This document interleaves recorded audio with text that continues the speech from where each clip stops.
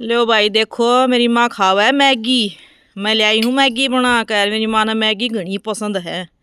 देखो आजकल की बुढ़ी कोई खा है मैगी। मेरी सासू माँ खावा है, देख लो। ये जो मन रखा मैं लग गए हैं तू ले आई है तो खाएंगी क्यों ना खाएंगी मैं तो। मैं अपनी सासू माँ थी मैगी बना कर ले आई हूँ और देखो क्यों कर खावा है।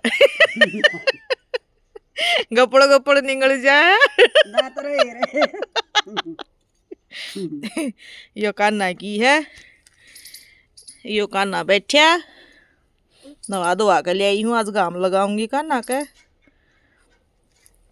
हाँ माँ किसी लागी मैगी। ये बेटी मन तो स्वाद लग गई। एक दिन तो तने गेहूं काटूं थी जब पोच आई थी। हाँ बहुत बढ़िया लगी।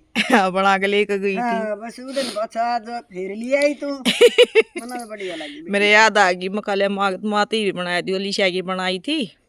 ठीक करया तो ना बहुत बढ़िया करया और वही काम करूंगी तरह मैं। और ज्यादा काम करेगी माँ।